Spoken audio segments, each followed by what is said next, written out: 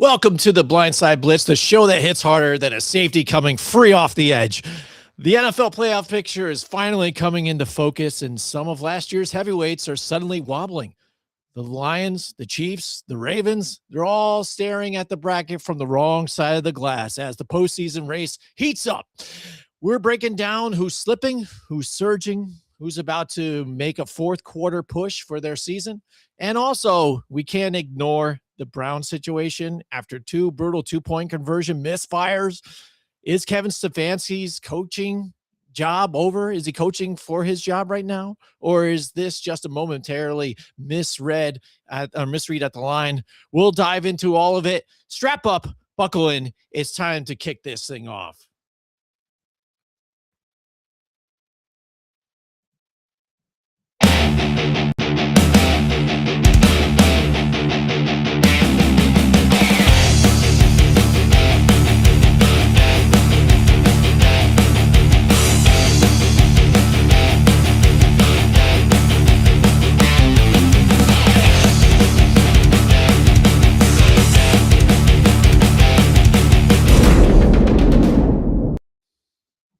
All right, what's going on, everybody? Welcome to another episode of Blindside Blitz, and there's my co-host, Mr. Joe DeCapita.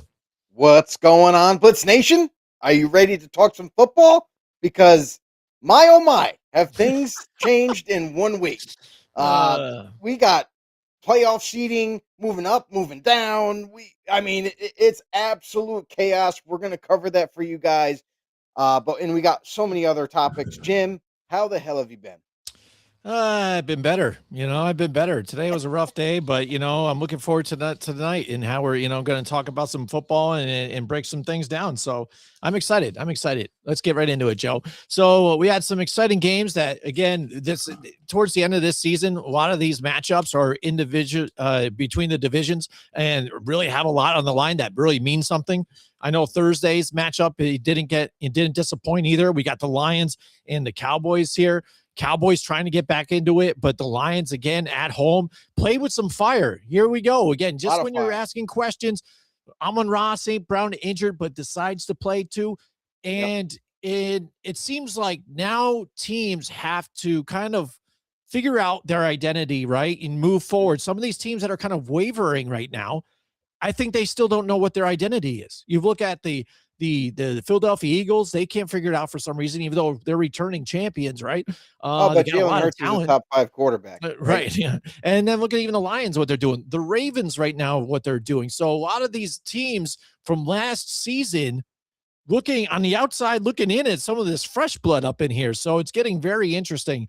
Let's talk first about the teams, I guess, on the outside looking in. Let's take a look at the Lions again. Last week, they win against the Dallas Cowboys in a tough one here, but the Lions really kind of put it to them. It seemed like the Cowboys, too, weren't getting on the same page with George Pickens. One of the first times we've seen him kind of look like he quit on his team this year, right? Yeah, you know what? It looks like it, right? It looks like, things just aren't going well for them at all. Mm-hmm.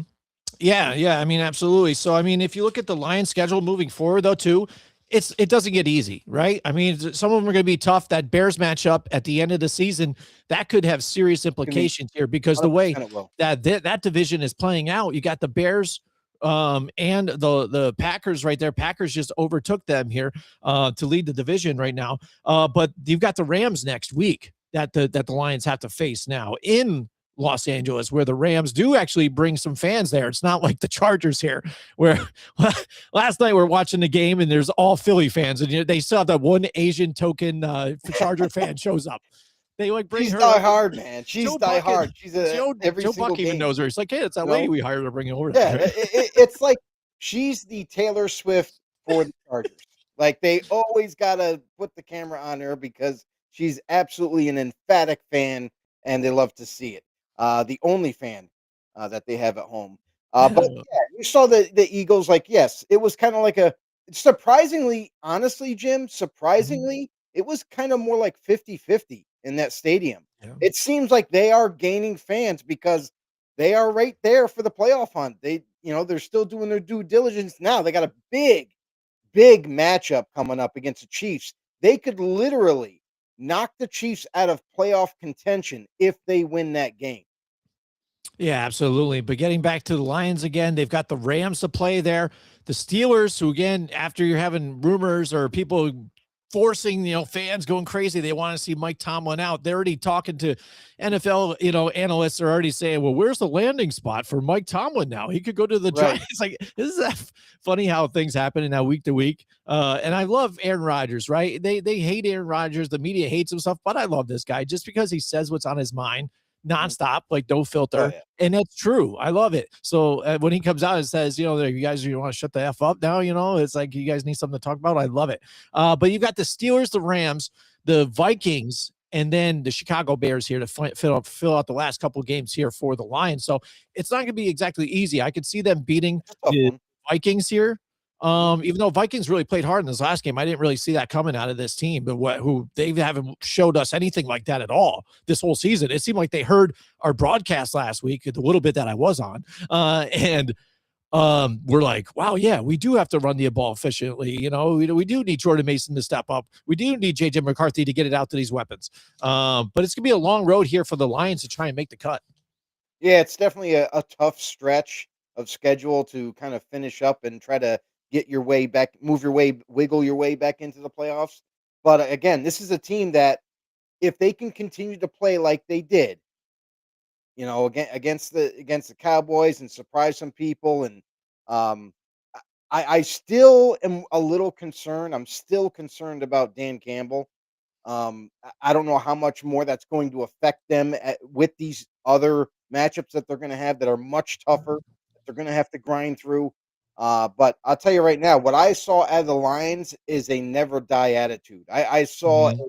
this is the Detroit Lions that I was, foreseeing in week one, that I thought down the stretch of the season they would already handily have the division in their grasp. But that hasn't happened. It's been a very up and down season for everybody, and Mhm. it seems to change week to week. With Detroit now, they have to continue the momentum. We said that they needed to get that first win back and get the train back on the tracks. Let's see what they can do now. Now they have a little bit of momentum. Let's see if they can ride that wave right down to the end of the season. Yeah, absolutely. But it's going to be a rough road for to get there. As far as the other teams, again, the Cowboys, Panthers, Vikings up in this race.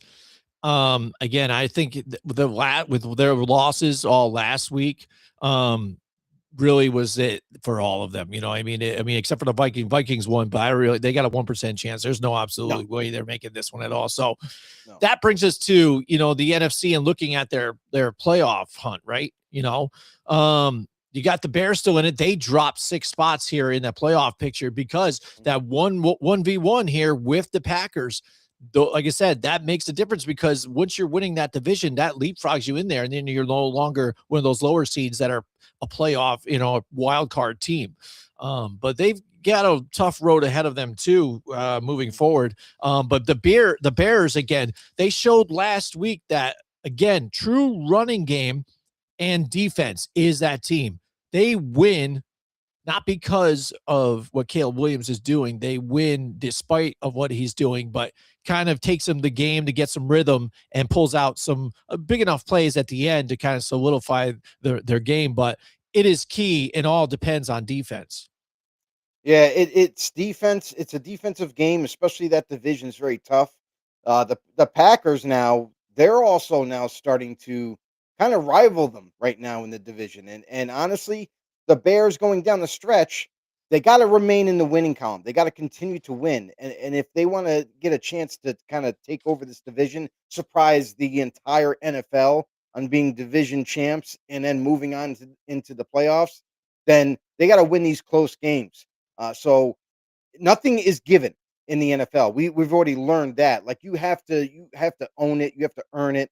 And some of these teams, even at this point in the season, we're just not seeing that. We're not seeing any one team taking the torch and just literally running through opponents and not having to worry about these close playoff races or whatnot. So Bears are they're in the same kind of situation where, like, again, They still have to continue to prove themselves. Caleb Williams still has to get better every single week. And you've already seen a dramatic change in his game playing style. You've seen a guy that went from, you look at last year to this year, it's like night and day now. Yes, does he Yeah. still do sometimes? Every once in a while, he'll hold the ball on a little bit too longer, or he'll run around the pocket and then, but it's different now. It's like Yeah. he might still make those minor mistakes from time to time, but he's also making the better decisions from time to time. Now it's just a matter of being more consistent, especially when you're chasing the playoffs. Yeah, yeah. One key thing is not running backwards when the rush comes, right? Running around and trying to make forward progress, not running That backwards. happens a lot with him, yeah. Yeah, yeah. But some throws, again, he's usually trying to throw it away, which is positive for him, but then making some throws down the line. So Chicago's going to be that seed. I think still I think right now for the NFC, I don't think much is going to change, maybe except for seeding within the 8 that are here. I really Right. feel confident about the solid 8 that are here. I really don't see any other ones creeping in here. And the fact that the Lions, when they play the Bears in this last game here of the season, they could play spoiler, being the team on the outside looking in, and ruin the Bears' chances, because if the Bears happen to beat the Packers next week, not this coming week, but the week after, they get to play the Packers again, and then they can pull out a victory. Again, that makes this division so much closer here, and they'll leapfrog each other for this division. So they want to be able to take that and be there. And if, the Lions can kind of play spoiler here and take them down a notch to where now the Bears have to go to Los Angeles and play the Rams. It's going to be a tougher out here for the Bears. Yeah, and that's the thing is, like, right now they are not leading the division. Green Bay's in the lead. They're Right. 9-3-1. So Mhm. if let's just say, for example, if the Bears end up winning the next game that they play against the Packers, now it goes to strength of schedule if they Yep. have a tie, right? Mhm. Like, Mhm. it's weird because the Packers ended up with a tie this Yep. season. So I don't know. I'm not 100% sure how that works or gets, is it better to have a tie? Is it worse to have a tie? It's a weird gray area. So Mhm. I'll let the NFL officials figure all that out. But Scary. again, yeah, yeah, we let them handle scheduling, but Uh, they'll figure all that stuff out. But you're right. Like, this is a division that is still up for grabs. The Detroit Lions now look like they have a reason to continue to play. You know what I mean? All hope isn't lost yet there. So you gotta they are also one of those teams where, like, who knows? Maybe they can, claw their way into that wild card. And then once you make the playoffs, it's a completely new season. It's like that's the one hurdle that you have to overcome in the NFLs. Make the playoffs number 1. Once you make it, whether you're a wild card or you're the number 1 seed or anywhere in between, now it's go time. Now it's turn the page. It's a whole new season. It's sudden mhm. death. So you got to bring your A game. Yeah, absolutely. And one of the teams I think I'm kind of surprised by to an extent, but a team that's built right and everything you kind of hoped for a season, because we've seen so many teams here not make it or see where they are just because of injuries, right? I mean, look at the Mhm. Chargers. They're fighting through injuries and still being there Yeah, and competing and still in that playoff order. The Lions have dealt with enough injuries too, and I feel like that those injuries, especially on the defensive side, had kind of plagued that team a little bit, and that's kind of mhm. why they are where they are. And then losing now Brian Branch, potentially after last week, the last weekend's here They injury. played without him last year though. You Yeah, know what I yeah, mean? I know, right? So but the 49ers, what they have done with having no wide receivers because of injury, not having their starting quarterback in, right? And For having several Mac weeks, yeah. Jones there playing them, right?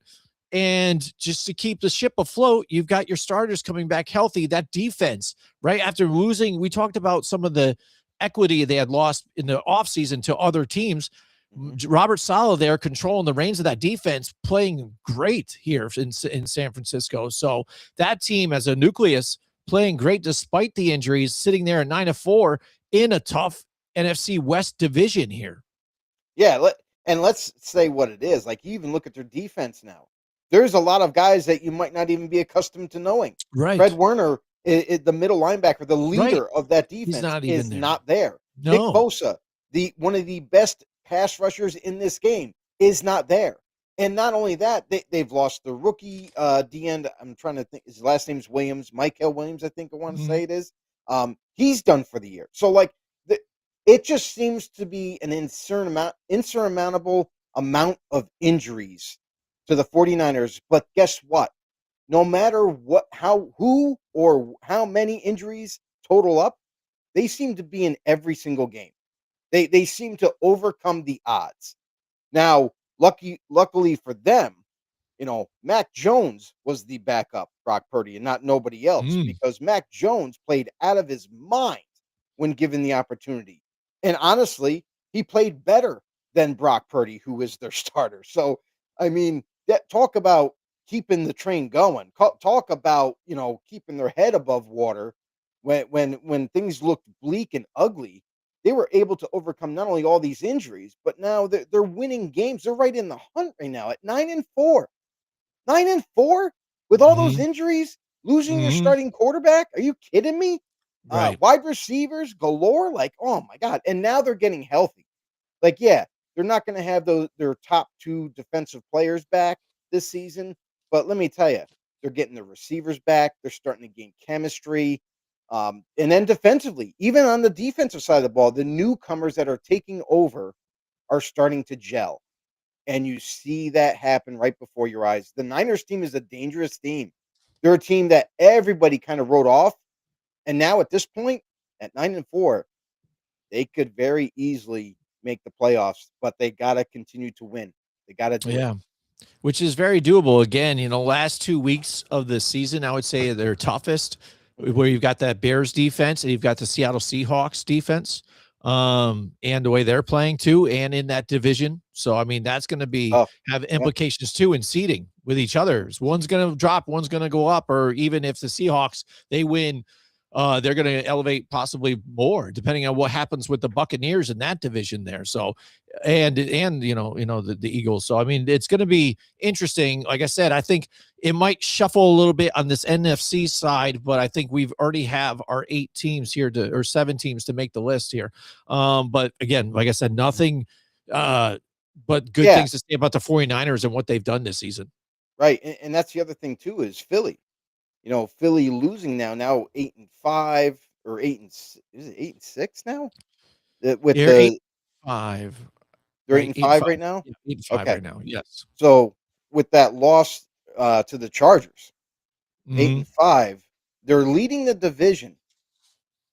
And luckily for them, you know, the Cowboys started off really, behind the 8 ball, Yeah. and now they're trying to play catch up, but it doesn't look good right now. Now they have a 9% chance after losing last week. They have a 9% chance of making the playoffs, which basically is like it's wraps. Basically, Yeah. like they would need a ton of help in order to get them into the wild card at this point. But they also got to keep winning. They got to win the rest of the games and get a Yeah. lot of help. So things don't look good there.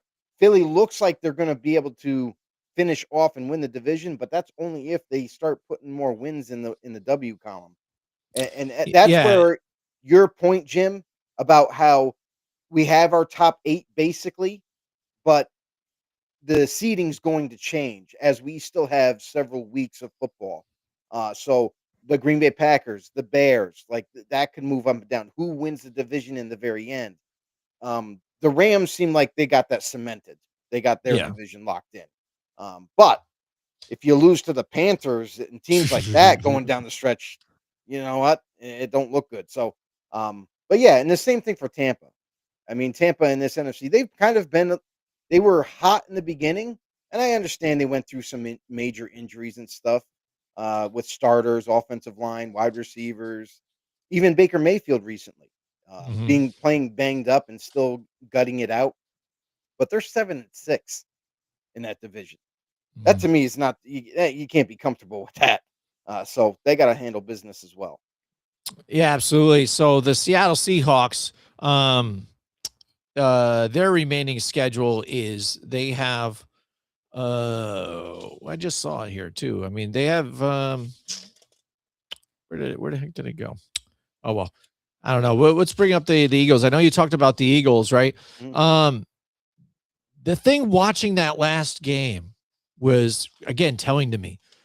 I think Troy Aikman brought up multiple times, and what we've kind of seen mainly this season. Jalen Hurts, yes, he has great QBR, or not even QBR, but completion percentage. Not turning the ball over. I think he's 62nd in turning the ball over with only 6 interceptions. He's tied for 62nd, which is ridiculous. But the other aspects of his game, he's 14th in passing yards, tied for 12th in passing touchdowns, and his QBR, again, that's the ESPN thing, but they rave about it, especially with how Drake Mays is at the top here. He's 20th. And in completion percentage, he's out of the top 10 as well with 64%, which is still good, but still out of the top 10.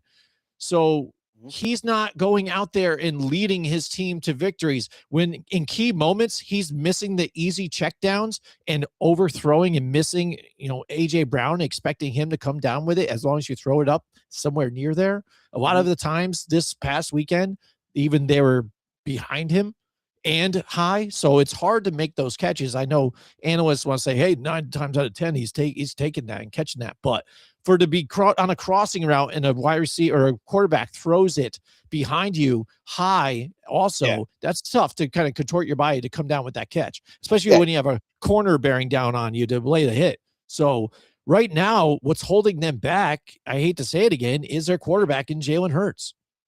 Yeah, I mean, I want to say this, like, how can you make that type of a catch when, unless you make a miraculous reach behind one-handed catch, you're running full speed across the field, and the ball, you can't just stop on a dime. You're running full speed. So the ball's got to be where it needs to be, accurately placed in front. It can still be high, but it's got to be in front to give him an opportunity. That's one thing. The other thing is Jalen Hurts. It seems like he's regressing the last couple of weeks. Like, what is this Jalen Hurts that we're watching on the TV screen? 4 interceptions? That's not going to get it done. You're going to hold. Yeah. You might be able to hold on to this division race and win it and cement your playoff spot. But I'll tell you right now, round 1 of your first game, the Eagles' first game in the playoffs, you cannot underperform. You cannot play like he's been playing. And AJ Brown, it's great that they got him back involved in the offense, but if you don't make the necessary throws when the opportunities arise, it's going to cost you. And you saw that in that Chargers game. Let's give kudos to the Chargers defense for once. Yeah, absolutely. They have been balling out. They've been playing out of their minds against high competition like the Eagles. That was in the beginning of that game. I'm like, I think the Eagles' physicality is going to get the better of the Chargers. That's what in the first quarter, it's like that's what it looked like.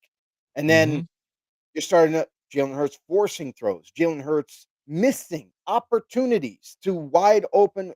Well, maybe not wide open at times, but sometimes they were wide open and just missing that opportunity, overthrowing, underthrowing, whatever you want to call it. But then you look at this defense as well for the Eagles. They showed glimpses of being a juggernaut in that game, but then also they got had on quite a few plays, So again, it seems like this team is very inconsistent right now, and we don't know exactly. Are we going to get the Eagles of last year, or are we going to get the Eagles of what we saw this past game against the Chargers? And that's got to be concerning for Eagles fans, because I'll tell you right now, I understand they got all the confidence in the world with their team and all that, but you cannot continue to make mistakes like that Charger game and win in the playoffs. Yeah, absolutely. Again, and a good thing for them though, they've got a pretty easy road. They've got, except for the Bills, they've got the Commanders twice and your Raiders. Raiders is coming next week here. So the Raiders have been a pretty big disaster for them, so they should be able to handle business. And Washington with Marcus Mariota, probably. That's one thing. I know we're going to talk about injuries in a little bit, but again, I question the idea to bring Jaden Daniels back this season, at least at this point right now. You're not fighting for the division or anything right now. he was coming back in banged up, like, with a dislocated elbow. Yeah, I'm going to give it a try. And one, he played terribly, probably because of the injury, it. And then he's getting hurt more. So what is the point? You talk about players putting themselves into danger and trying to prove toughness and stuff like that, protect the players. But this is, again, one of those things where protect the player from themselves. As a coach, you cannot say, I'm going to send him out there, because he might put us in the best chance to win. Right now, winning doesn't matter right now. Let's see what Marcus Mariota does, and he's actually been controlling the team fairly well. The problem is the defense. The defense isn't playing good. So keep your quarterback out of it and fix your defense. Instead, Jaden Daniels goes out there, plays like garbage, getting hit and injured again, where you can hurt him for further seasons. So I question the chance or the choice by Dan Campbell or Dan Quinn to put Jaden Daniels in on that one. But now moving forward for the Eagles, if they've got a Marcus Mariota though too as well, I don't see them being very afraid of them too. So they've got it pretty easy out here to lock in this division here to where the Cowboys aren't going to make a run at all on them. Mr. Dan Campbell and the Washington Commanders. What the hell are you thinking? Honestly, Jaden Daniels, you're 3-10. Yep. You're not on the fringe of making the playoffs where you're like, okay, let's give it a shot. Hopefully he can help us get over the hump. No, it's a terrible coaching decision. Makes no sense why you would do that. So not only did you put your players in harm, your Jaden Daniels, you put him in harm's way, but now you got him re-injured on top of it. Yes, he has a whole off season to heal up and be ready for next season, but this is just not being smart at all. So for the Washington Commanders, salut, c'est la vie. It's over. The party's over. The season's over. Just protect the starters that you have. Prepare them for next season. You got to gear up in the offseason. You got to get the defense right, like Jim mentioned. And you also got to get this offense right as well, because it can't just be Terry McLaurin or bust. Yeah, absolutely. And we're talking about the playoff picture right now. We're on the NFC, how it could be shaken up right now. I think all the teams that are in it right now, the top 7 here, are going to be here when it's all said and done, but it's going to shift. And one of those teams, I think for now also, is that's going to be the Seattle Seahawks, right? Because they've got kind of a tough questioning, I guess, remainder of their season too as well. We talked about them playing the Niners and how important that last game could be in seeding within even the division, but not only that, but the playoffs, because right now, currently, the Seahawks are the 5th seed, the 49ers are the 6th. The Colts, again, losing their quarterback, that's big there too, and I think they're on the downtick. They're going to be they're out of the playoffs right now, and I don't think they're going to creep back in, to be honest with you. And next they've got the Rams, and then the Panthers, not exactly is a tough out, especially with the Panthers playing at home this season the way they are, with them doing it to the Rams. Like, I don't question them out here. So that Panthers Seahawks could be a tough game here too. So they've got to win out as well here with a tough one with the 49ers. So the Seahawks, I could see them dropping to the 6th seed, at least in this one. Yeah, and that's the thing, is you got these critical divisional matchups late in the season. Thank you, NFL schedulers, for doing this, because this makes it more exciting. These are very, very, even though it's divisional matchup, they're very meaningful games besides that, but also playoff implications. Like Seattle and San Fran. It's going to definitely be, a changing of the guard in terms of seeding for one of those teams. Like you mentioned, Jim, like the Seattle Seahawks are 10-3 right now. This Niners are only a game behind them. So that could be the deciding factor, at the end of the season, where maybe they leapfrog Seattle, and it changes who they're going to end up facing, obviously. So the other key component, like you brought up the Detroit Lions earlier in the segment, and they are 8th. They're sitting right outside the playoff race right now, because they're another team that could they knock off the Bears. If the Bears happen to lose a game or maybe even 2 games down the stretch and they fail, Detroit continues to win. They get into the playoffs. Chicago gets left outside. So there's a lot of interesting scenarios that are going to take place over the next few weeks that we're going to we're going to be back here talking about it again. The final Mhm. bracket, the final 7 that made it, who got left out, who snuck in. But again, is not it's definitely the most exciting NFL season because it's been so unpredictable, and it's going to continue right to the very last week. Yeah, absolutely. And when you talk about continuing to the last week, I think the Buccaneers have to watch out here too, because that division, it seems like when these teams play each other, is probably the closest out of all of them, right? We know that these divisional matchups are pretty tight for the most part and stuff, but it could go anybody's way in this freaking NFC South. And we just saw it with the Yeah. Saints. Saints played hard. And let me tell you right now, Tyler Shuck looks like he's their guy for the quarterback position right now. He's making some good plays, especially with his legs.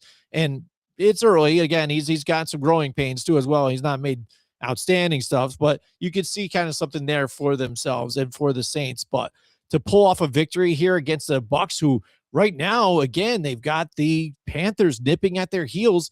And the last 3 weeks of their season, they've got to play the Falcons. Luckily, they'll be home for that one, but they play the Panthers twice. So implications in both of those games to where the Panthers are really high right there, right, nipping on their heels to They could try play and get spoiler. into this one. So they could play spoiler, or if they lose both of those, then maybe I am wrong. And somehow, the Panthers can jump into this bracket. But so this last couple of weeks for them, the Buccaneers cannot lay the foot off the gas here. They have to take care of business on teams they really should beat. Should win. And it Right. should be interesting too, or on December 28th, where they do play the Dolphins, where the Dolphins have kind of been surging and playing better.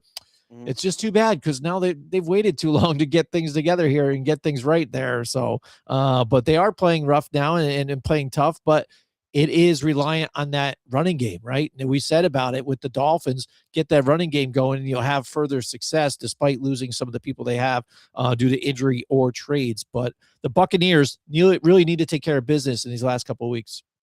Yeah, definitely, and they should, right? Like, you look at that team where they were in the middle of the season, injury riddled, big name starters, 2, count 'em, 2 off high end offensive linemen for them were down. Tristan Wirfs was missing the first half of the season, and then he ends up coming back in late. Gedeke, he got severely injured. Looked like almost it looked actually on the field, it looked like it was, season ending, and loo good luck for, the Tampa Bay Buccaneers, but he was able to come back. Now he's back in the lineup, and now you're starting to see this receiving core get healthier. Mike Evans, I thought for sure was gonna be back this week, but they held him out another week, so most likely he'll be back this week. So you're getting your weapons back. The only unfortunate part of this team right now is the fact that Baker Mayfield is definitely playing hurt. There's no doubt about it. This guy is a tough Yeah. grinder of a quarterback. This dude is absolutely amazing. The stuff that he fights through reminds me a lot of Matt Stafford in a sense. Stafford, Hmm. we've seen him fight with like one arm basic or quarterback with one arm basically. Yeah. So, um Baker Mayfield has that tough mentality to him, and it shows. So Tampa Bay, even though it doesn't look that great right now, I feel like they should be able to finish strong, gain some momentum at the end of the season against these opponents that they should easily beat, and then you go into the playoffs and continue that momentum there. Yeah, absolutely. So again, that covers pretty much everybody here. The Packers and the Rams. We said the Rams are pretty much they're locked in. They, I think, are getting the best team in the league right now. At least even on the Well, NFC side. Uh, and even though they they look did lose to the Panthers, I mean, yeah, yeah, we'll give them that's that. what I'm But saying. the Panthers, that's what I mean. They're that an anomaly. And I joked about it when that game was coming up. I'm like, well, they are at Right. home, so technically they should win because again, that's where they've been playing this year. They've been playing better at home, and then on away games are just kind of like a coin toss up in there. But still a good team. It all just depends on how Bryce Young plays, I guess, in the game. It's But the not, and Packers, mhm, it's more about the whole team too. Bryce Young, yes, yeah, he does have to play more consistent for sure. But there's also struggles with the guys dropping the football as well at receiver, or for some reason the offensive line forgets how to block week to week. Like, it has to all come together. When it does, you see the product on the field for Carolina where it's like, oh, they can play. they were right there with the Rams. They were able to compete with one of the best teams in football this season. So you can see if they can get more consistent for next season, they could be a dangerous team. Yeah, absolutely. But looking at the Packers schedule now, um, again, this could get crazy. This All absolutely of it's it crazy, is. Jim. Yeah, It's all because crazy. we talked about the Bears playing the Packers 2 weeks from now, and that could have implications there, absolutely, with each other and with the taking the division. But the Packers have to face the Broncos defense this coming week, then the Bears again, then the Ravens, who aren't exactly the Ravens of old, but Yeah, they're still kind of the Ravens. right. And then a Vikings team, finally week 4 or the last week of the season here, too. Seems like, maybe they can turn it around, but um, they're playing better at least this last week. But that for these next couple of weeks here, right in a row, the Bears and the Broncos back to back are gonna be some tough outs here for them. So they really gotta get things done here and lock it in come the end of this season here. Definitely, and this is going to cement that division lead that they have right now. Only a Mhm. game above Chicago, but if they win against Chicago and they win, I'll say if they win 2 more games, I think they got it locked. I think they'll be fine. Um, but again, those are very tough matchups. Very tough. You got one of the Yep. best defenses in the Broncos that you're gonna have to overcome offensively. Jordan Love, you're gonna have to play your A game the rest of the Mhm. season. We gotta see Jordan Love not just more consistent, but he's gotta be on his A game.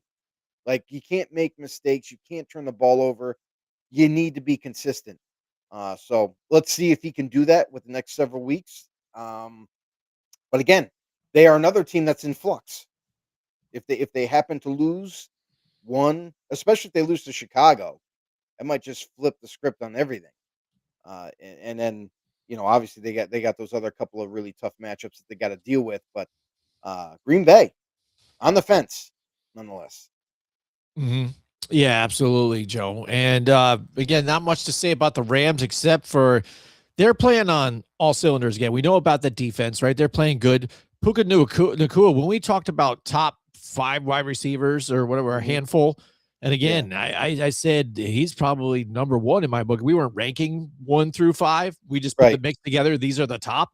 Hmm. But it is clear what he's doing in this league and playing. I mean, I get Jackson Smith and Jigba, what he's doing as well, too, but Right. some of the plays he made even this past weekend are crazy. And also interesting for the Rams is not only did you have Kyron Williams there, but it seems like Blake Corum is really getting more touches and really More putting involved. some things on too, more involved in that offense the last couple of weeks. So now as a whole, that makes it even scarier for this Rams team that can hit you with a Devontae Adams, a Puka Nakua, and then also the tight ends. But not only that, just the 2 running back situation. Plus, they've got a good defense and a Hall of Fame quarterback. So they've got it all right now for them. Yeah, but you know what, Jim? I gotta say, I'm little disappointed in the way the Rams have been playing lately. Defensively giving up way too many yards. That's not going to be necessarily what you want to see in the playoffs. I do like what Stafford's been able to do. He's having a freaking MVP year. Mm-hmm. He's fourth in passing yards. He's got a great completion percentage. I think he's first in the league right now. And then you look at just the way he handles any given situation. I mean, the guy has ice in his veins. I get it. He has weapons to throw to. He has Devontae Adams, obviously Puka Nakua, um, and you got that running game, and it's all well and good, but he still is playing so good at his age. Like, I'm sorry, it's almost like he's playing like he's 25 again. So, Mm-hmm. um, Mm-hmm. but yeah, you gotta like what you see with the Rams right now. But they definitely gotta iron out some wrinkles as they gotta get some momentum somehow before the playoffs do get here, so that way they can take that and s- remain running on all cylinders and kind of basically just being able to be like the best seed and get that bye. So, uh, but yeah, I like what I see from the Rams. Absolutely. Um, I would like to see the defense start to make some uh, more impressive plays. Like, Mm-hmm. I feel like they were great pretty much all season, And then like it almost seems like as we're getting, in the latter stages of the season, it's almost they're not really letting up. It just seems like they're giving up more than they should. All right, let's move on to the AFC side, where I think is more intriguing. Where I mean, that's where we are looking at teams like the Colts, who started off red hot, but then kind of has gotten colder and colder. But now Daniel Jones injured, and now out for the season with an Achilles injury, so that dampens their hopes of anything.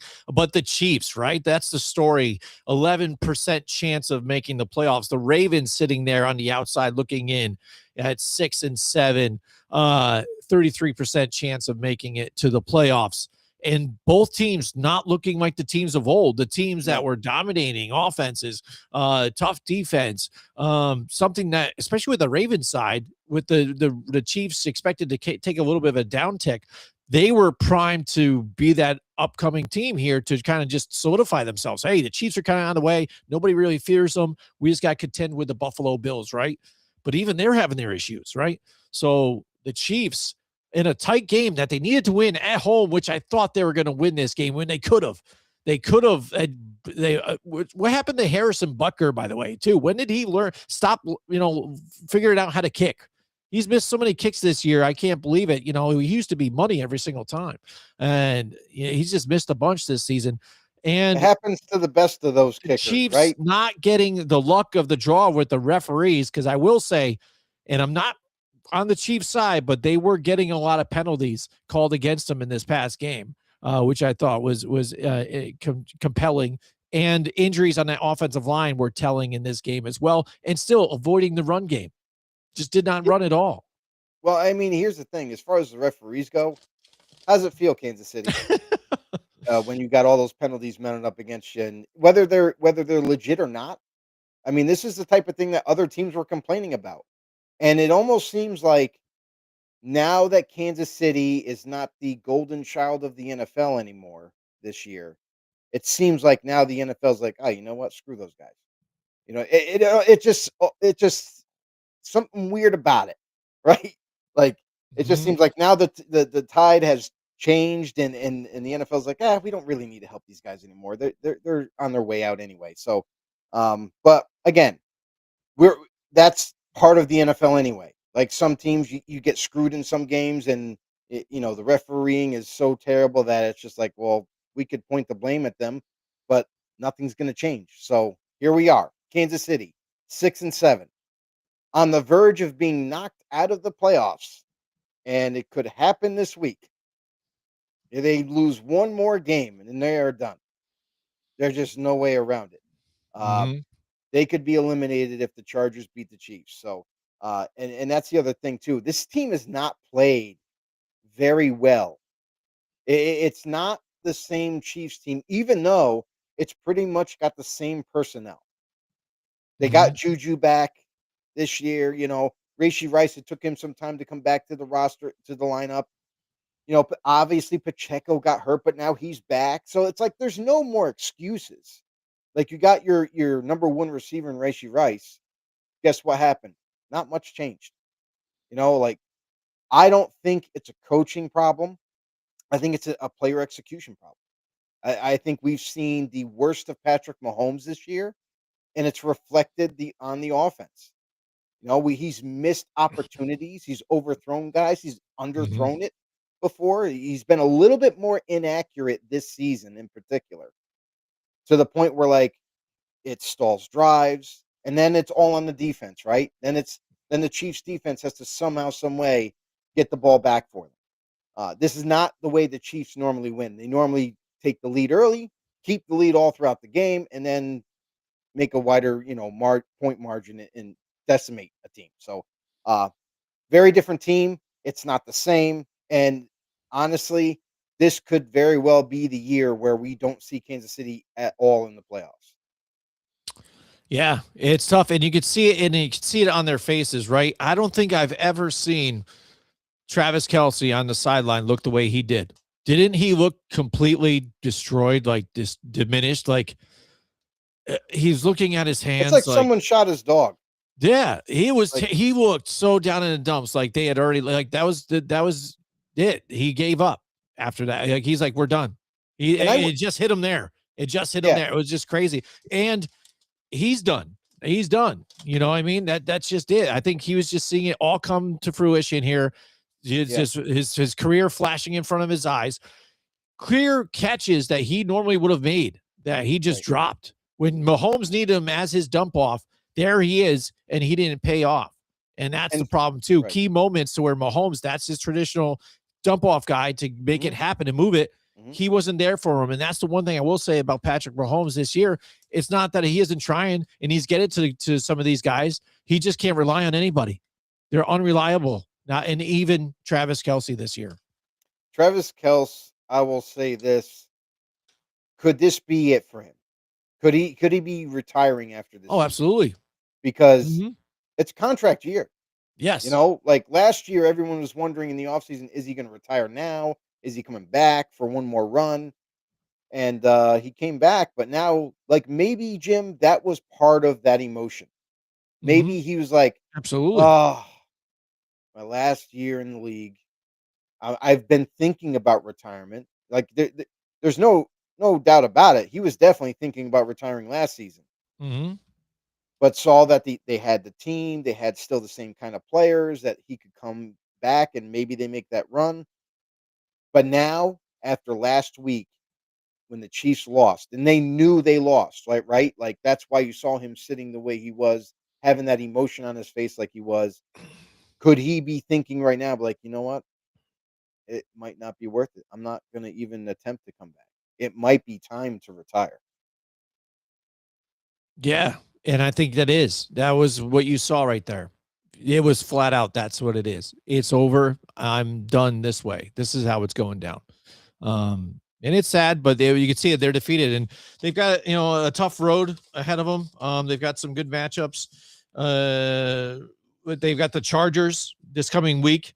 Titans, that I still think they can easily beat them. Titans were surprised me Yeah, this last week with a play there. right. But they've got the tough Denver Broncos too to face here in that defense here. But You've by got that time, if the Denver Broncos can win here, I think they can even lock right. it up this week.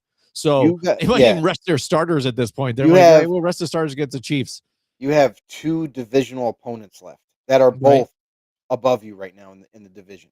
So Mhm. they're both really good teams. You got to somehow overcome those odds, and that's not to really necessarily get in the playoffs. That's just to have a shot.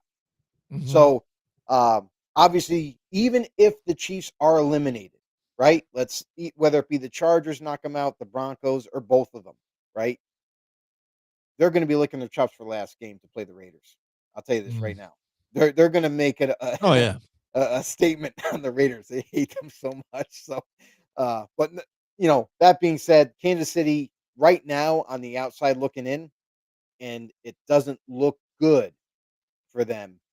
Maybe they can overcome the odds, but it seems like the odds are stacked against them this Well, season. this year's tough because again, the way it is, and everybody how good they are. Like, Mhm. I don't think 10-7 and the Chiefs being where they are, which I think they can be. I think they can win these next four. I don't think they will, but I think they definitely can. I I don't think they think win 10 and 2 out of the 7. 4. Yeah, I don't think 10-7 is going to get them in it either way if they win these next 10. Yeah. I think they Just get 2 out of because. 4 anyway. Yeah. Mhm, mhm. All right, and now let's bring up the Ravens here, right? The Ravens, Oh Lamar boy. Jackson, he's running a little bit still, but he still doesn't look the same, man. No. He really doesn't. And this No. defense is even not playing like they should be too. Derrick Henry not getting the ball enough either. Like this team just doesn't look right to me. And I will say this though, in that last game, I think some of the calls were questionable against the Yeah. Ravens too as well. But Mhm. I still don't give that an excuse for why they lost the game. No. I And, think and they you're easily could have won that game. Lamar Jackson. Come on, dude. Like we've seen glimpses of your running ability, but just not enough. Like you're not threatening defenses. Mhm. And even when it seems like you're going to take off out of the pocket, you stop and then try to make a throw. Zay Flowers, I'm sorry. Zay Flowers this year has been disappointing because when he's given the opportunity and Lamar does get the ball to him, he drops the ball. Like he doesn't have the most consistent hands this season. I don't know what's going on with him either. Is it because of lack of opportunity? Maybe, because that sometimes that happens with receivers. If they're not involved in the game plan, and then all of a sudden you get a couple passes thrown to you, you know, sometimes you lose focus and then you drop the ball. But still, like this offense looks like a shell of itself. I mean, I'm sorry. Like I don't see the creative RPOs like they once utilized with Derrick Henry in the backfield. Um, and also utilizing their tight ends. Isaiah Likely, for the Yeah. first time in a Right. while, I noticed that he got more involved in the game plan and he was deadly. Mhm. Keep using it. Don't stop. Everybody's worried about Mark Andrews, but guess what? They forget about Isaiah Likely, and that's where those big catches came up for them. You know, Derrick Henry was almost a non-factor in that whole entire game. Mhm. I don't know. I've never seen a Ravens offense this lost. Like it almost seems like they don't even know their own identity anymore.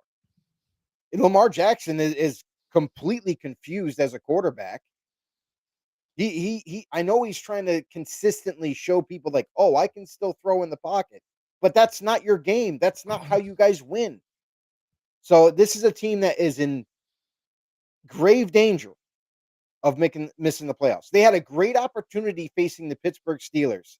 Tied up Mhm. with them, could have taken the division lead. Instead, they fell on their face. It is what it is. Yeah, absolutely. And we talked about it, Joe. Lamar Jackson, since coming back from injury, hasn't looked the same. Just count down week 10 through 14. Week 10, he was 18 for 23, 0 INTs. I get that, but 14 rushing yards on 5 carries. Week 11, 87 passer rating, 17 for 29, 36 rushing yards on 9 carries. That was like a good day for him lately, which we know he's got to be a more balanced guy. He's got to give you 100 and 300. That's Lamar Jackson. That's MVP Lamar. That's who he is. That makes him special, right? Mhm. And only one passing touchdown in that game against Minnesota, by the way, too, who hasn't looked very good. Right. And then in Cleveland, 0 touchdowns, 2 INTs, 193 yards passing, 14 for 25, 47 passer rating, 10 rushing yards on 4 carries. Against Cincinnati, a bad defense, 246 passing yards. I get that. And only 7 yards per pass, though. Like, where are you beating the people on that deep threat to some of these guys? You got DeAndre Hopkins again, just wasting away back there too. Like you said, Zay Flowers making some plays, but again, topsy turvy, can catch it, sometimes he can't. And now against Pittsburgh, 219 passing yards, 6 per average per pass, and not running that often either. And we've said to have success with this team and the Ravens, Lamar needs to be Lamar, and he hasn't been. And this road to the playoffs, these last couple of weeks, is not easy for them.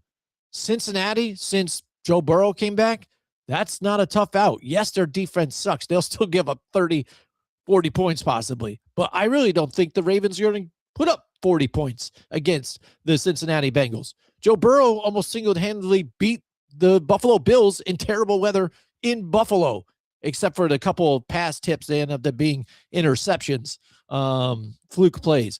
But after the Bengals, they've got the Patriots, the Packers, and then the Steelers again last week. It is not an easy road for the Ravens, and we might have seen just basically the end in that last loss against the Steelers of the Ravens making any kind of push towards the playoffs here.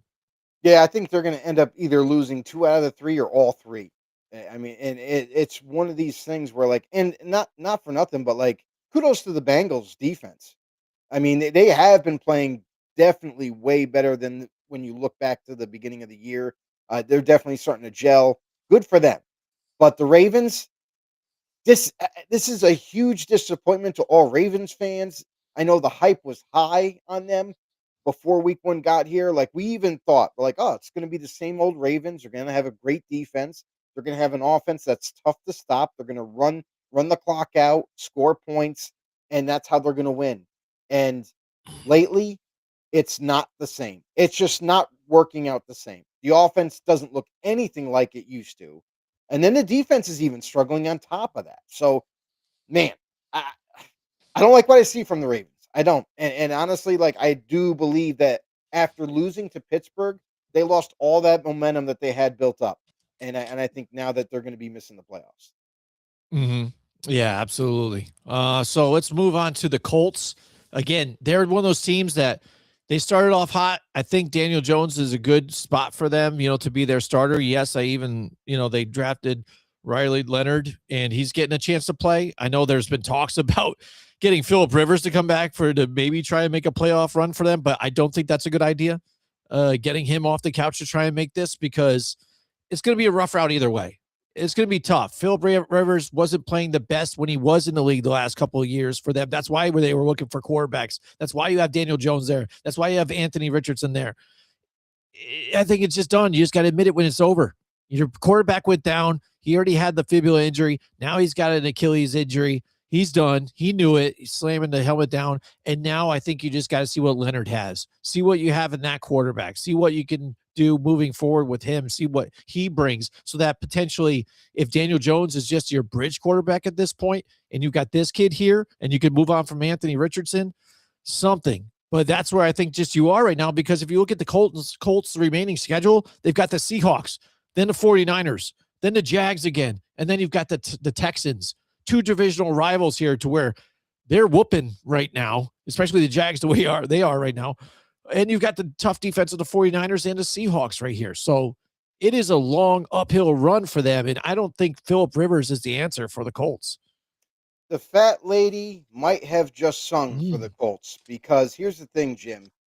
Riley is out. He's got injured last game. He's not coming back. He's probably done for the season. So they had to turn somewhere. And obviously, Anthony Richardson, everyone's like, oh, well, they're going to just put Anthony Richardson, activate him, bring him back, and everything's copacetic, right? No. They have made the decision to not even bring Anthony Richardson back. That tells you everything you need to know about his future in Indianapolis. He's done. They've made that decision. They're not even going to bring him back for a potential playoff run. And so they turn their sights to Phillip Rivers, who's 44 years old, who hasn't played football in quite some time. And he's coming off the couch, much like Joe Flacco. And they're hoping for the same kind of success story where Phillip Rivers comes back, they make a playoff run, and who knows how far they can go with him. But here's the thing, is I understand why they targeted Phillip Rivers in the first place, because he used to be in Indianapolis. Before he retired, he did quarterback for the Colts. So there's some familiarity there, to where they're like, hey, you know what? Last ditch effort. Let's bring in Phillip Rivers. He just has to game manage. We're not going to ask everything out of him. Kind of like Daniel Jones. Daniel Jones played at a much higher level, but he wasn't the guy that had to make all the plays. Yeah. So they're hoping that Phillip Rivers coming in, managing the game. They did sign him today, by the way. So he's going to be in the lineup. He's going to learn as much of the offense as he can. He's going to go out there, give it his all, and who knows with the Colts, but I got to say, it doesn't look good. No, absolutely not. Like you said, you just might have to just admit when it's over, right? It was a good run on next year. It's terrible. Yeah. I mean, this is a Colts team that none of us thought that this Colts team, with Daniel Jones coming in, nobody thought that this team was going to be as good as they were. 8-5 right now. Yeah, they have a shot, but man, it's very slim. Yeah, absolutely. And then meanwhile, in that same division, the Texans, who are coming on strong, feeding off that defense. CJ Stroud just has to play clean ball, which I think he's been able to do here. A couple of misreads in this last game, but again, I think he has enough to make a good push with this team and what they're doing. If you look at the next remaining games too, all winnable. You've got the Cardinals, who, again, Brissett, he's not even your bridge quarterback at this point, too. I think they just need to move on and go fresh all together there in Arizona. The Vegas Raiders, who don't have a quarterback, and they're a bad team. The Chargers, who, how healthy is Justin Herbert going to be at that point too in 3 weeks from now?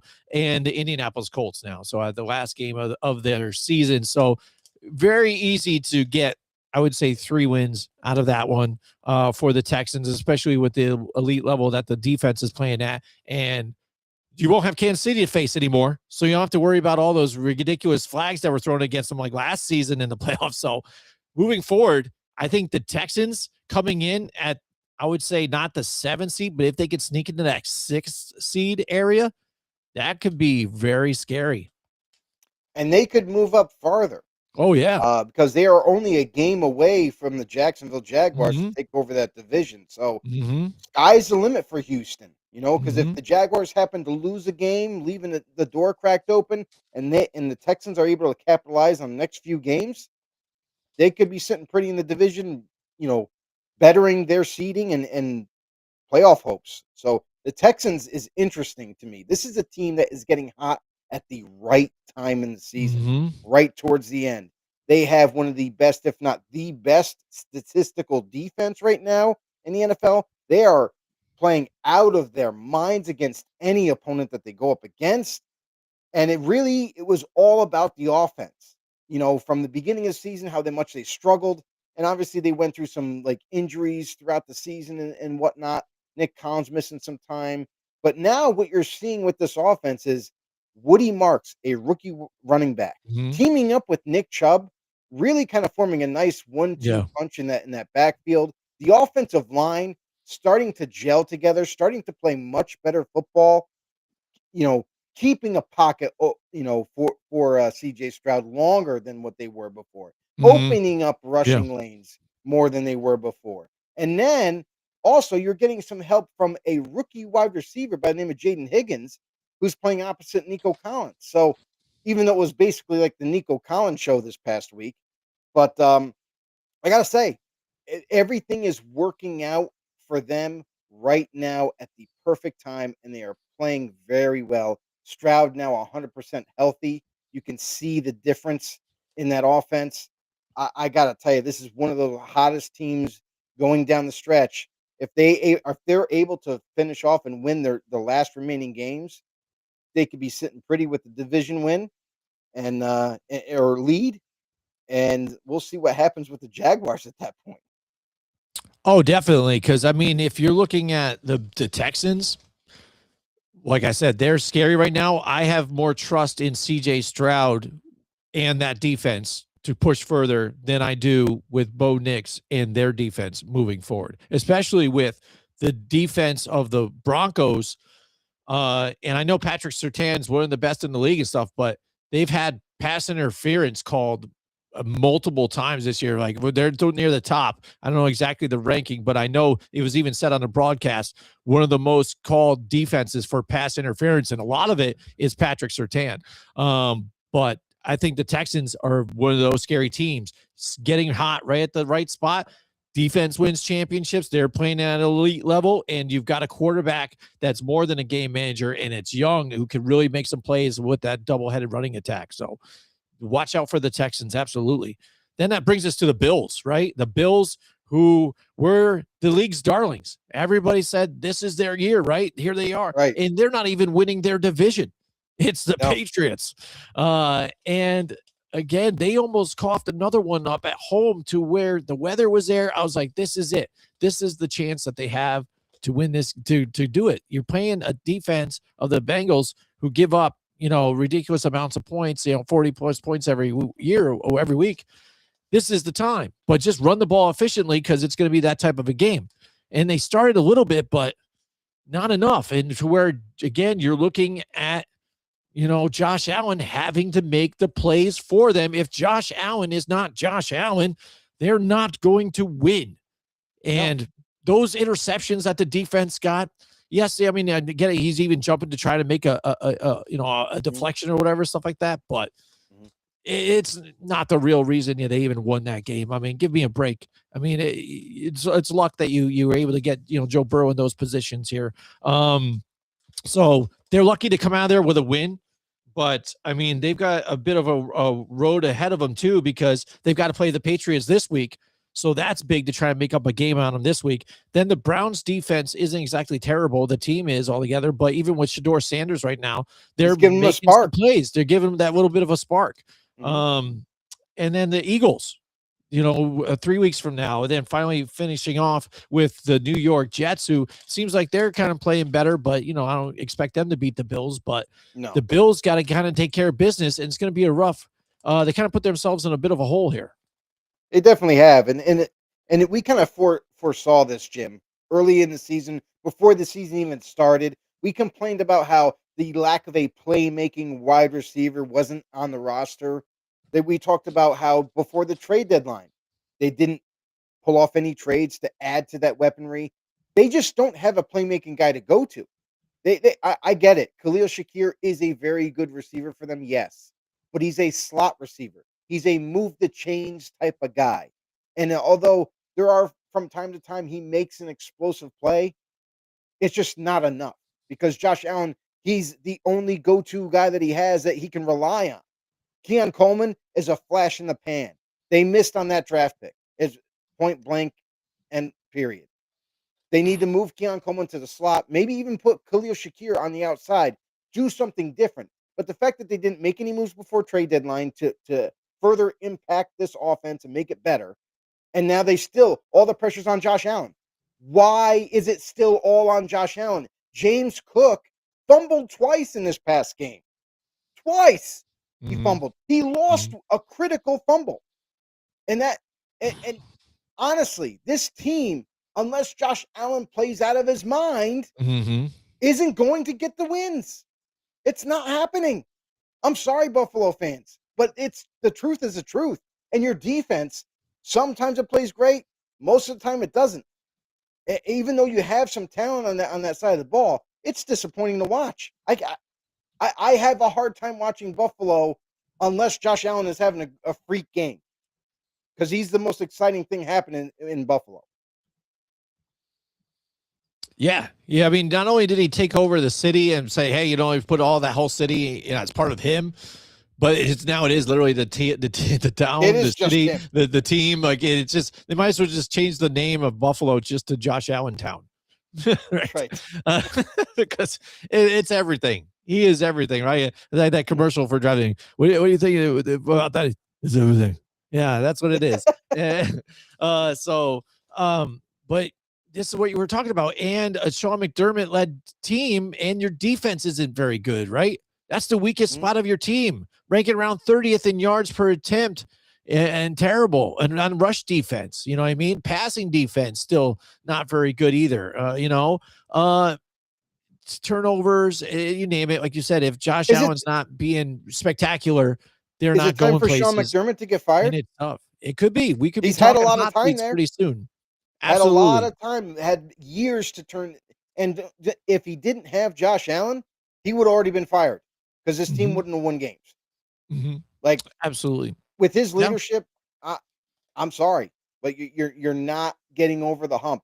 He got the team to be a contender for playoffs for numerous years, but we're just you're not getting over the hump. You're not even being able to make it to the Super Bowl. Right. I mean, right. Maybe time is up on him. Yeah, you had that window where the Patriots weren't good, and now look at they've got Vrabel, and here they are. Caught up. They caught up already. Quick. Yep. All right, so yeah, it's gonna be a tough road. Like I said, I mentioned some of the teams they have to face. It's gonna be rough here for Buffalo.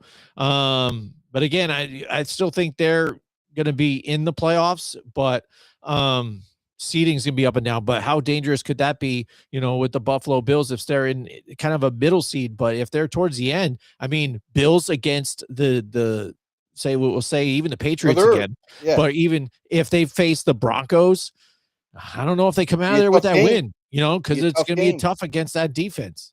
Absolutely. Right now, they're wild card. Yeah. So they are on the edge of being on the edge already. So, all right. So that brings us to the Chargers again. And this is an interesting team. It's like I look at the Chargers and I'm like, how are they 9-4? Like, right? Right. I mean, I don't know. Is it just me? I mean, because I'm looking at them and I'm like, how are they 9-4? Because nothing about the Chargers really jumps off the page for me, right? Vidal has been a nice, running back to have while Marion Hampton's been injured, but now he's been back for a couple of weeks here, but now kind of last week it seemed like he was playing a little better. And we talk about them bringing in Keenan Allen as a veteran wide receiver to help out Live McConkey get a little bit more open and things like that, because they had some other wide receivers leave and not have that wide receiver talent there. Defense has been playing really good again, and you saw it last week or last night with how they kind of stepped up. They knew Justin Herbert was injured, and they felt like they had to put this game on their shoulders. And they did. I think they played their lights out hard for him to try and make this as easy as he could here, because basically the way the Eagles were playing, they were losing this game easy, turnover after turnover, and that defense making big plays. Just Justin Herbert with one hand. Well, what can you do? Like, I got a question again with the head coaching and Jim Harbaugh on this one too. I understand it's a tough game and the Chargers need to keep kind of winning, but an Eagles game where it was going to be tough, you got that defense coming after you. You got a surgery on this hand that just happened. Like, you've got metal bolts and plates in this hand, and he's holding it literally like this, not even to secure a football really, and running and trying to run and keep it stiff. Like, that is so uncomfortable. And if you're trying to make a deep run into playoffs, you're throwing your banged up one-handed quarterback out there right now to get killed. I don't like that situation right now. No, I mean, you don't have a healthy offensive line. We talked about it. No, that too. About how, like, you just don't. You have a shell of an offense. You got a bunch of backups starting right now. Right. And even though they've done a really good job in terms of the running game, sometimes they struggle in the passing game. And it shows where Herbert has to run the ball. He has to break the pocket and take off. We saw that numerous times against the Eagles, and that he just does whatever needs to be done, honestly. And he'll distribute the football. He is a tough quarterback. I mean, there's no doubt about it. He's grinding it out and is there for his teammates and trying to get over the hump, lock in the playoffs. Can they do damage? Sure, but I just don't know how far they can actually go, even if they make the playoffs, because of the lack of offensive line, because they got weapons. That's nice to have, but if you don't have protection and you don't have time to throw the ball, we're seeing a very different offense now from the Chargers. This is not the balanced offense like it was. Yes, they still try to run the ball. Sometimes, some snaps they have success, sometimes they don't. And then when they're behind the 8 ball, it's hard for them to get to the first down. So this is a team, like you mentioned, Jim, Chargers defense played out of their minds. They played great football, and we got to give kudos to where it belongs. Jesse Minter, the defensive coordinator for the Chargers, honestly is one of the best young, bright minds in the NFL. And I could really see him this offseason get some head coaching nods, interviews anyway, to maybe pull him away from the Chargers, because the guy's been, in 2 years, this guy he's changed this offense completely around into his vision, and they are playing at a high level. Yeah, luckily for them, they did scratch out of there with a win in the overtime. I mean, that was a crazy overtime to watch too, and another turnover seals the deal at the end of it, where it looked like the Eagles were going to come down and win. Right. But I mean, it's tough because for me, again, I'm thinking maybe he could take the week off and we could survive, because this next long road for them, this is either one of the teams that's going to go to the last seed, or like you said, they could find themselves on the outside looking in, and potentially now the Ravens do have a shot, or the Chiefs might have this one shot. If they win out, this is the team they're probably replacing, because they've got the Chiefs this week, then the Cowboys next week, then the week after that, the Texans, and then the Broncos after that. So, that's a tough not one. any easy outs at all. And you've got a banged up quarterback, banged up offensive line, who's a bunch of different names. Now they got Trevor Penning in there.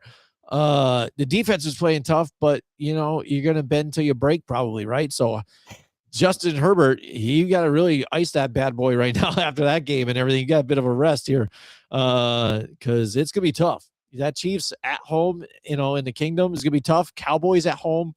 Luckily, they've got, the Texans, in LA, but, that's a wash. And then the Broncos game is going to be in Denver. And lately, that stadium's been rocking too. It's been tough to win there. So it's a tough road for the Chargers. So out of any of the teams too, to get bounced out of here, they're probably my most likely team to get bounced out of the playoffs. I mean, it's possible, that's for sure. That's a very tough ending of a schedule that to have to go through. They'll Hmm. probably be able to pull off a couple wins, and maybe that Hmm. might be enough to kind of cement them in the playoffs. But again, very tough hill to climb against every opponent. Right, right. And then the Steelers again now pulling off that victory, late here Against the in that Ravens. game against the Ravens. Luckily, again, not getting the Ravens how the Ravens normally are.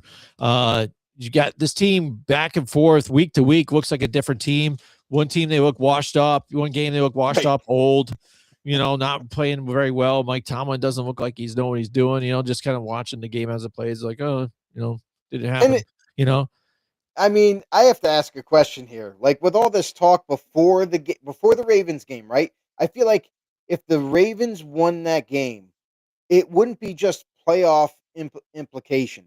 It would also be Mike Tomlin Mm. implication. Is it time to move on from him? Because there's been a lot of chatter. We've talked about it on the show about is it time to move on from Tomlin? It seems like this guy keeps the team competitive but can never make a major push in the playoffs, even when they make it. So I I, I don't know, man. This Steelers team, you're right, Jim. They're off and on. Sometimes they look great. Sometimes they look average at best. Is it going to be enough, even if they are able to pull off and win this division? Is it going to be enough in the playoffs to play the way they've been playing up and down every week in the playoffs? Like it's one of those things, man. Like what's the measuring stick for Mike Tomlin? Is it if he makes the playoffs, he's good, or is it if he makes the playoffs and loses in the first game that he's not good? Like this is a guy who's been pretty consistent on winning for the most part for the Steelers. Pretty consistent on this Steelers team, never ending last in this division while he's been coaching. Mhm. So, what's the measuring stick for this whole situation? Not just the Steelers' playoff hopes, but also Tomlin himself. Yeah, absolutely. And then looking further, the next couple of weeks for them, they've got the Dolphins Monday Night Football coming up. Then they go to Detroit to play the Lions at home, and that one's going to be a tough one.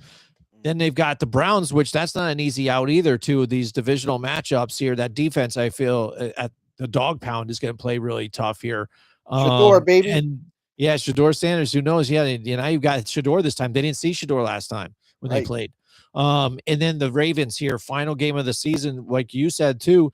This game might have absolute implications Hmm. on who is in or out at this point to take this division. The way if they keep trading blows, they're not Right. going to have a record good enough to make a wild card team. They need to win the division.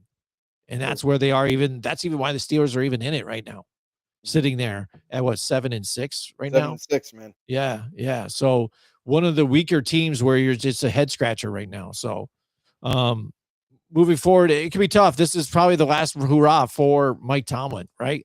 If Could he be. does make this push, because again, you don't have Aaron Rodgers after this, right? Well, So that's the what are you going to questionable do? thing is that Rodgers himself said that he could see himself come back and play next Oh, year. Jesus. So, He could, but but to be I've fair, it's only because they are winning and because they have a chance to make the playoffs. If this season went the other way, where they just weren't going to make the playoffs, and despite Rodgers and what he's able to accomplish, then maybe Rodgers hangs it up and says, "I'm all done." But because they are in this playoff run, because there's a lot of confidence now in that locker room that Rodgers like, you know what? Maybe I'll come back again. Give it one more go. So we'll see how that all kind of unfolds. yeah, for me, I think it's wild that Tomlin or Aaron Rodgers, I've never seen him look so much to the sideline than I have this season. Have you noticed that? Like he Yeah, sometimes does and looks at it. He seems like after every play, looks to the sideline, says like something or kind of like a smirk, yeah, like, "Oh, look at these yeah. fucking guys, or this and this. And I'm like, well, or this and that. And like looking for approval or just kind of even like, I don't know. It Look just what I seems did. like, yeah, like look what I did sometimes like this, just always looking over like I got for you, coach. acceptance or something like that. It is very odd. I've never seen any other quarterback really do that, right? He loves Yeah, attention. it's very strange. After every play, he's got some kind of facial expression. And he Has to loves that say you're giving something. him attention, Jim. Yeah, no problem. Yeah, he knows it. He knows it. He loves me. All right, we got Mr. William Del Pilar in the house with us tonight. He says it's time to move on unless they go deep. Tomlin has a second half swoon that goes back at least 5 years and have been one and done as well. He won with Cowers players in front office, but hasn't been to the top of his own players in front office. That's the measuring stick. What's he done with his own players? Yeah. We talked about this too a couple weeks ago. Having a defensive mind, and I think we even talked about with Broderick too. Having a defensive minded head coach is cool and everything too, as long as you have the right coordinators and things. And some people have looked at some of their quarters, but he hasn't had really great coordinators there too. Right, that they've actually moved on from a bunch of different ones that didn't work out with Ben Roethlisberger, and certainly weren't going to work out with Aaron Rodgers, and that's why Arthur Smith was the guy, right? But even now, Aaron Rodgers saying, "Oh, yeah, you're supposed to go this way," and he went that way. I don't know. They were in the same room that we are, and I don't know why I saw it. He didn't see it. You know what I mean? What the hell? And we've seen he can't handle some players. It seems like he does to an extent to where you're keeping it under wraps, like the George Pickens things, and further on with it, AB, Antonio Brown. But look at what Pickens is doing for the Cowboys now. We weren't getting that in the Steelers area too. So if you can settle him down and still get the same production and still temper the attitude or whatever and still get production, that's fine. But it seemed like I can't deal with this guy. He's got to go. AB, I can't deal with this guy. He's got to go. Well, what you notice is the fact that, like, you put George Pickens back with the Steelers, they didn't have a quarterback to get him the ball. And I'm going to be honest with you, they didn't have any other receivers besides him. So every game plan for the defense was double team George Pickens. We don't worry about the other guys. We'll just double team George Pickens. Take him out of the game. So it's like, they didn't have the quarterback, the right quarterback at the time to throw him the ball. And then on top of that, defenses were always locking him up. Not to say he can't get open, but I'm just saying, like, they were making it a game plan every single week. Like, he's the most dangerous offensive weapon. We're going to take him out, kind of like a Bill Belichick move. And that was that. So, like, yeah, there were struggles with him there. And now that he's gone, he's went to a better offense, a guy who can get him the football, and the rest is history. But the Steelers, and has CeeDee Lamb on the other side. This is one of those things with the Steelers that, again, William Del Pilar might be right. Maybe it is time to hang him up. Maybe it's time to make a change. I know the Steelers typically do not change coaches unless they absolutely have to, but this might be one that you want to make a change. Maybe that's what you need. You need a little bit of a shakeup here. You need a different philosophy or a different way to do things. Maybe you need to hire an offensive-minded coach. Because whether you stay with Rodgers or you move on from him, whatever the end result is, you're going to have to draft a quarterback this year, at least next year. Like, you got to make that move to where you need to find the next future. When you find that next future quarterback, you need a good offensive-minded guy to help him develop and run the offense. Yep, exactly. That's one thing they haven't found either. All right, so the Jags, the Patriots, and Broncos are left over. The Patriots, again, I think they're just playing great all the way around. I mean, they're sitting pretty. There's nothing shaky about them. They do play the Bills towards the end, but I think they're in a really good spot. And the Broncos as well. Again, like I said, they could cash it in this week. But intriguing team is the Jacksonville Jaguars, right, Joe? Yeah. Just kind of up and down throughout the season early on, but now they're on a winning streak. And, Travis Hunter getting hurt, so we thought maybe even they're like, oh, man, maybe they're even done now, too, because they were trying to force him the ball, on offense, and then he was playing the defensive side on certain times. Etienne has been really good in the running game for them as well. And it's all basically in how, Trevor Lawrence plays, too. I feel like he's a better quarterback, too, as if he spreads out the running game too, and he can rush a little bit and try to keep the sticks running that way. If it's not there, it's not there. Don't make the bonehead throw and just throw it anyways. Take off running a little bit with your legs and make some plays. But they've got a pretty next couple of games in the next coming weeks too as well. Hold on 1 second. Has Trevor Lawrence now become the poor man's Lamar Jackson? Like he has to run to keep defenses on their heels, and then when they're not looking, he throws the ball and can complete the pass.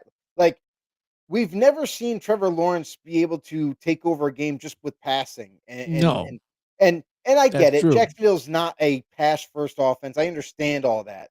But when it comes time where, like, you need to come back from behind, win, or you're down by 2 scores, you need to carve away and get back into the hunt here, where you need to throw the ball more. He's never had that success. He's never been the guy where, put it all on me, I'll carry this offense and we'll get back in this game. And that's where he struggles, when the pressure is on him. So I just don't, this Jaguars team, I didn't have confidence in the beginning of the season. Even though they're 9-4, I continue to not have confidence in them just because of Trevor Lawrence, not the team. I like the defense. I like the couple of weapons now that they have at their disposal. Jacoby Myers in the trade, Brian Thomas Jr. now getting healthy. He's back out there again. So maybe we'll see something different from Trevor Lawrence down the stretch, but maybe not. And if that's the case, I feel like this team, if they get one hiccup, maybe even 2 hiccups for the rest of the season, Houston can leapfrog them and get that division win, putting Jaguars in jeopardy of possibly missing the playoffs in the end. Yeah, I mean, and the key is, like you said, their defense. Their defense is getting takeaways. Early on in the season, they led the league with 13 takeaways in the first 4 games, upsetting the 49ers too as well, 26-21, and keeping teams to a lower average points allowed. I think they're on an average of just 18 points allowed per game in their hot start. It's cooled down a little bit, but now they're back in again. The defense forcing turnovers, and Trevor Lawrence not turning the ball over, efficiently running the ball, which has been efficient for them. But again, their schedule though plays out really easy for them too. Well, kind of, to the most part. They've got the Jets this coming week, which I think is a winnable game. But they do have the Denver Broncos again, and that would be kind of the litmus test of where they are, right? Two good defenses. How are the quarterbacks going to play? I'm not high on either of them, at this point, but how's this team going to go down? And the Indianapolis Colts, and then the Titans finally at the end. So both teams that are in the division. So they're in the driver's seat. They're making a run here, and they look good. But like for you, this AFC playoff spot, there's a lot of fuzziness to it, a lot of question marks. I don't trust the Jags exactly. I don't trust the Steelers. I don't trust the Chargers because they're so banged up. And the Bills, it's Josh Allen or nothing. That's why I'm saying the Texans here are just just jumping out at me like they're the contender to contend with the Patriots and the Broncos at this point, in my eyes. And they have a really legitimate shot. Yeah, I mean, it'll be tough. Like that'll be one hell of a playoff game. Imagine that, Patriots versus Texans. I just hope it's not nature. Like the first game, like that would be amazing. Have to come in and the knockout game, but yeah, it would be pretty cool. But again, absolutely. I really think no matter how the playoffs shake up, at the end, I feel like it's going to be some amazing playoff football. It's going to set the stage for some really good games and maybe even some surprise teams that end up making it, versus last year where it was kind of like the same general teams that we saw, the year prior. So I like what's happening right now. I like the fact that this is all going down to the end. It's going to make it way more entertaining. Can't wait for some of these big time matchups that are happening in the next couple of weeks. So I got to say, I'm excited for it. Absolutely, Joe. We're going to be talking about Kevin Stefanski in a little bit, but before that, Joe, why don't you tell everybody too one more time where they can find more episodes like the Blindside Blitz here on Grumblings Media? Real simple, guys. It's absolutely free. We are not going to charge you guys because we love you guys so much. Head over to YouTube for us at Grumblings Media. Make sure you guys hit the subscribe button. Also, hit the thumbs up while you're there. It goes a long way to possibly letting other people see the show. And don't forget to tell a friend, and share the love. All right. Yeah, we talked about a bunch of different injuries throughout the league, and we'll get that in a little bit. But I think one thing that was telling in one of the games here, the last couple of weeks, actually, too, is Kevin Stefanski and his play calling on when it's time to go for it, right? And time to win. Shedeur Sanders, like we talked about, whether we liked him or not, he's added a spark to this team. And you're looking for a conversion, and now you pick out the trick plays with Judkins running them and things, and just clear miscommunication. So I don't know how often you ran these plays, but when it's the time to win, this is who you trusted it all, and it looks terrible.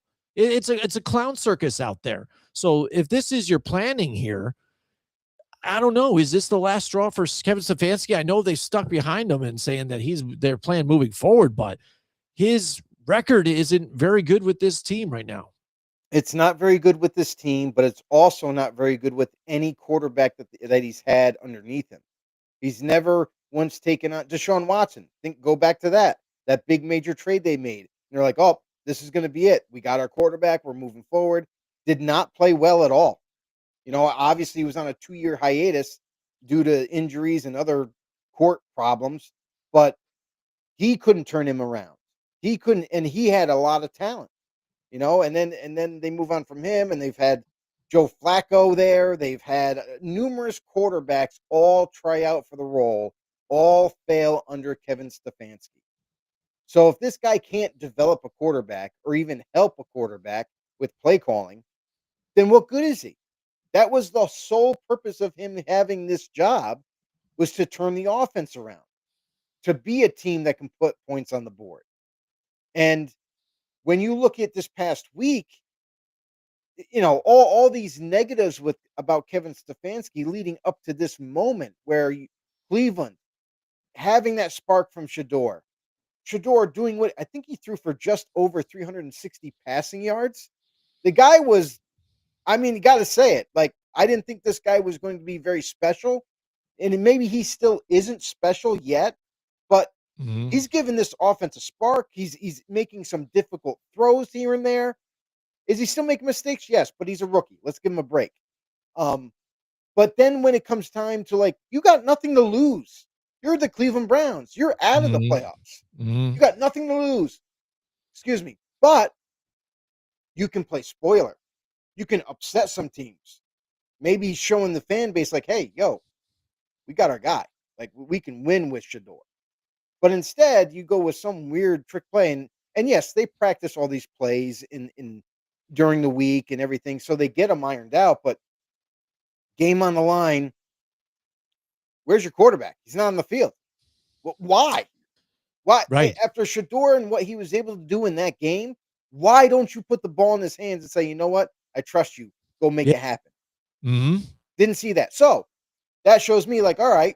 And I know it's one play, and maybe this is a little harsh, but Kevin Stefanski, by not showing the confidence in Shedeur Sanders in that moment, you're showing me that you don't know what the fuck you're doing. Yeah. Maybe it's time to give you the axe. Maybe it's time to move on from you, because guess what, buddy? You haven't done anything for this offense. The last time this offense had any success, and it doesn't matter with the quarterback because they still can't seem to find one. Maybe they did find it with Shedeur. Maybe they didn't. But it was always the running game that bailed him out. It was always Nick Chubb that bailed him out when he was in Cleveland.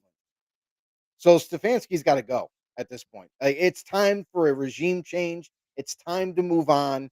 It's time to get someone else in this damn organization to maybe turn this offense around. Well said, Joe.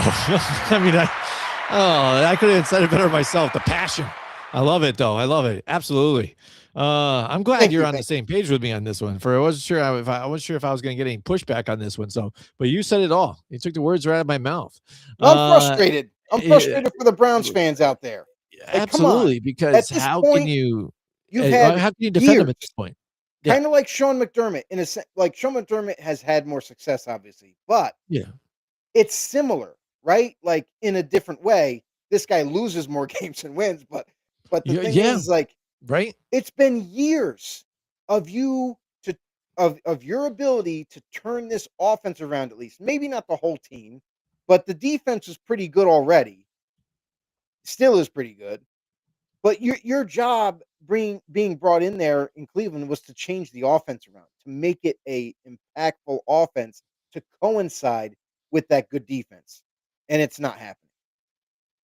Yeah, he's on the losing side of things at 42-50 as a head coach.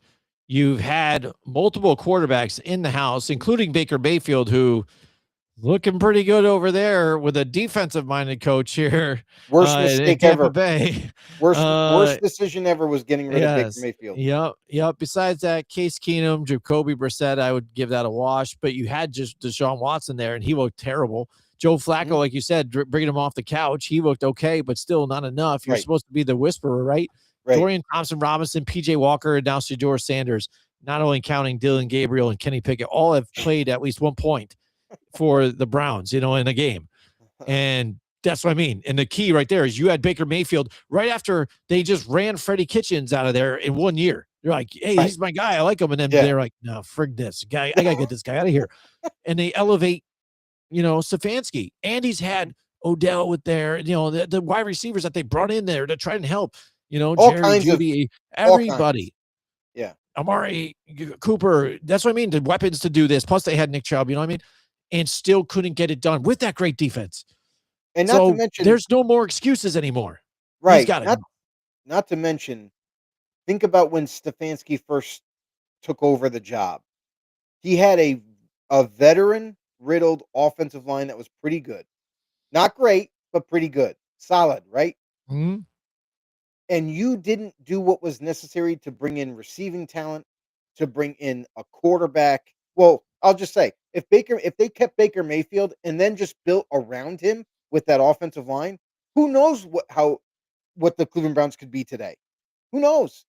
They could be one of the better teams. It's just one of those things where when bad decisions are made, it definitely knocks the organization back for years, not just a couple years and they'll get back on their feet. No, it hinders you greatly.